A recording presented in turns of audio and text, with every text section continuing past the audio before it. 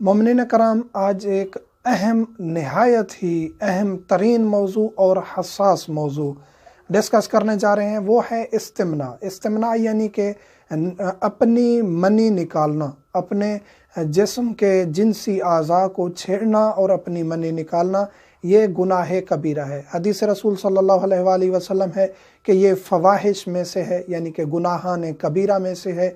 इसकी बहुत बड़ी सज़ा है। और इमाम सादिक अलैहिस्सलाम फरमाते हैं कि अल्लाह ताला उस शख्स से ना कलाम करेगा, ना उसकी तरफ अपनी नज़र रहमत करेगा जो इस्तिमना करता है, अपने हाथों से लज्जत लेता है, चाहे वो लड़का है या लड़की, चाहे वो मर्द है या औरत।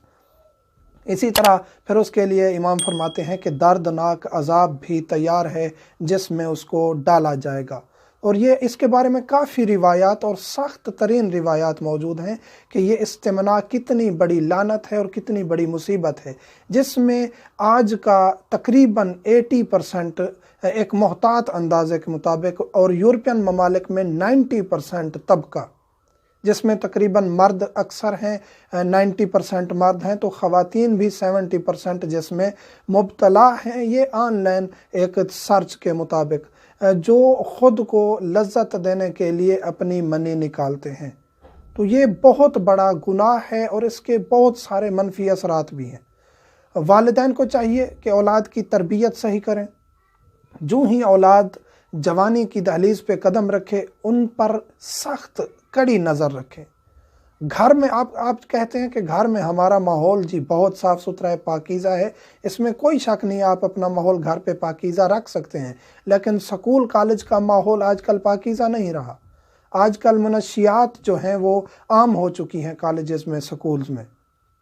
आजकल हर बच्चे बच्ची के पास मोबाइल है, टच मोबाइल है, ऑनलाइन ब्राउजिंग हो रही है, तो वो हर चीज़ देख सकते हैं।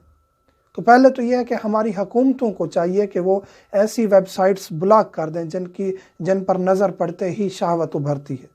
दूसरा यह वालिदैन की ज़िम्मेदारी है कि वो बच्चों पर नज़र रखें। अगर बच्चा स्कूल से वापस आते ही तन्हाई पसंद हो रहा है, कुछ देर अपने आप को तन्हाई में रखना शुरू कर रहा है, तो आप उसके ऊपर नज़र रखें, कड़ी नज़र रखें, ताकि वो किसी ऐसी चीज़ में मुब्तला ना हो। वालिदैन की जो नज़र होती है उसमें शफ़क़त भी होती है, सख्ती भी होती है। दोनों पहलू मलहूज़ नज़र रखने चाहिए। ना हद से ज़्यादा सख्ती करनी चाहिए, ना हद से ज़्यादा नरमी करनी चाहिए। इस्तिमना अहादीस और रिवायात से साबित है। इस्तिमना यानी कि अपनी मनी निकालना, इसकी हुर्मत साबित है, हराम है, फेले हराम है, गुनाह कबीरा है। ये मसाइल बहुत ज़रूरी हैं डिस्कस करना। और जो मोमिनीन समझते हैं कि हम दुरुस्त कर रहे हैं, वो दुआएं भी देते हैं और कमेंट्स में भी हमें अप्रिशिएट करते हैं, और फ़ोन करके भी बाज़ मोमिनीन दुआएं देते हैं कि आप हमारे बच्चों की इस्लाह करें। कुछ कम इल्म हैं जो जहालत की हद तक पहुँचे हुए हैं, उनको फिर ये चीज़ें अजीब लगती हैं और फिर वो बाज़ औक़ात हमें गालियाँ भी देते हैं या बुरी बातें करते हैं। हमें इन चीज़ों की परवाह नहीं है। अपने हाथ से अपनी मनी निकालना, चाहे वो मर्द हो या औरत हो, जायज़ नहीं है। औरत की मनी और मर्द की मनी, इसके बारे में हम तफसील डिस्कस कर चुके हैं रतूबत वाली वीडियो में, कि जो मर्द औरत की रतूबत निकलती है उसमें और मनी में क्या फ़र्क है, लिकोरिया और मनी में क्या फ़र्क है। उस वीडियो का लिंक हम डिस्क्रिप्शन में दे देंगे ताकि आपके लिए क्लियर हो जाए कि मनी और रतूबत में क्या फ़र्क है, मर्द की भी औरत की भी।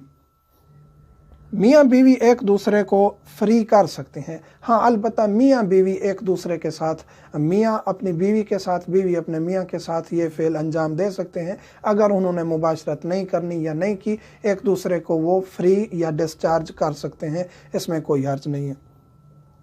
एक सवाल ये पूछा जाता है कि इलाज, इसका जो है ना, इलाज ज़रूरी होता है बाज़ औक़ात बच्चे के लिए कि प्रेगनेंसी नहीं हो रही या दीगर वजूहात के लिए मनी निकालनी पड़ती है, तो आखिरी स्टेज में ख़ुद अपनी मनी ना निकालने, हो सके मियाँ बीवी इकट्ठे जाएं डॉक्टर के पास, मुबाशरत करें और मनी निकाल के डॉक्टर को दे दें लेबॉर्ट्री के लिए। अगर मुमकिन नहीं, बिल्कुल पॉसिबल नहीं है, आखिरी सूरत ऐसी है कि आपका ख़ुद का अपना मनी निकालना ज़रूरी है, तो उस आखिरी स्टेज पे जाके आप मजबूर हैं, तो फिर आपका इलाज भी ज़रूरी है, उसके बगैर गुजारा नहीं है, तो फिर आप ऐसा अमल कर सकते हैं इंतहाई आखिरी स्टेज पे।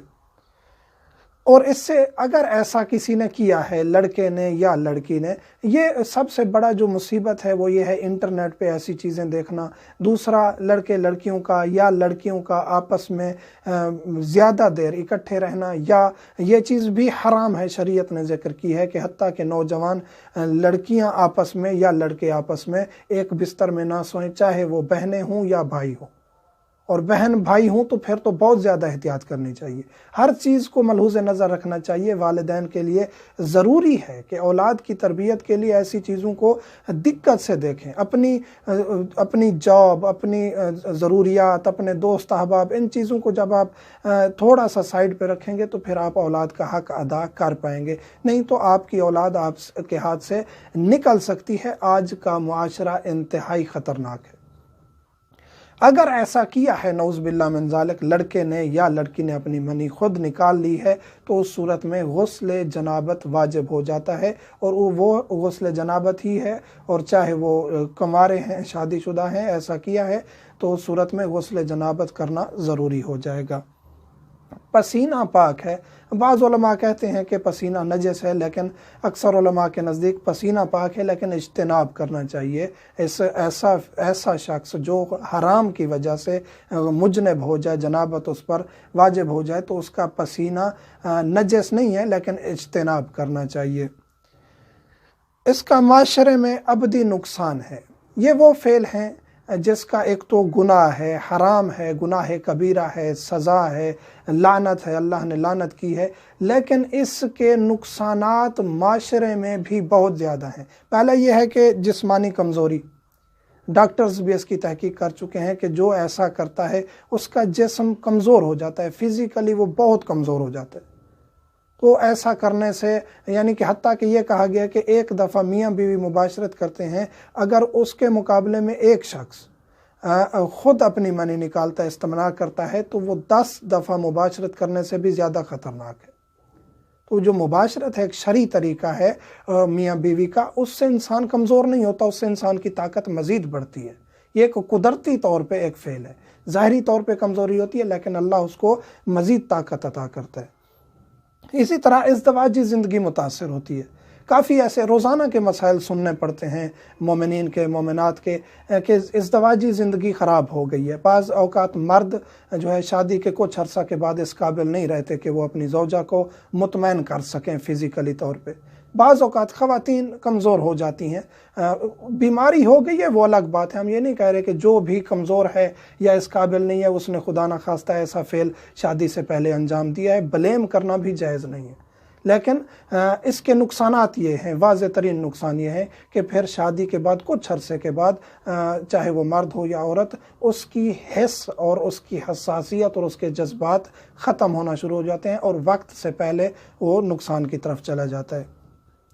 مزید اس کا نقصان یہ ہوتا ہے لڑکیوں کے لیے، خصوصی طور پہ ہم ذکر کرتے چلیں، لڑکیاں جو نوجوان لڑکیاں ہیں سن رہی ہیں، ان سے بھی درخواست ہے، جو والدین سن رہے ہیں ان سے بھی درخواست ہے کہ اگر آپ بچیوں پر نظر نہیں رکھیں گے، خدا نخواستہ اس نے کچھ ایسا کیا، اپنی شرمگاہ کے ساتھ اس نے کچھ ایسا کر دیا، پردہ بکارت ٹوٹ گیا، تو شادی کے بعد شوہر زیادہ اگر اس چیز پر توجہ کر دے کہ کیوں پردہ بکارت نہیں تھا اس لڑکی کا، تو اس کی زندگی متاثر ہو سکتی ہے، اور ہو رہی ہیں۔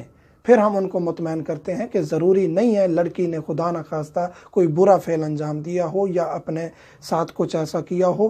شرعی طور پر بھی بکارت یہ ہے کہ اس نے اگر کسی سے جماع کیا ہے تب اس کی بکارت ٹوٹتی ہے، یہ نہیں ہے کہ خدا نخواستہ، کیونکہ بکارت جو ہے وہ ایک ہلکا سا پردہ ہوتا ہے، وہ چھلانگ لگانے سے بھی ٹوٹ سکتا ہے لڑکی کا، اس کی بلیڈنگ ہو سکتی ہے۔ تو شادی کے بعد اگر آپ کے پاس کوئی پروف نہیں ہے، کوئی یقین نہیں ہے، تو شک کرنا رشتوں کو ختم کر دیتا ہے، اور آپ بھی بہنوں کے بھائی ہوتے ہیں، کل کو آپ کی بچیاں بھی ہونی ہیں، تو اس چیز کو خیال رکھا کریں، کسی اور کی بیٹی کے ساتھ سختی کرنا مناسب نہیں ہے۔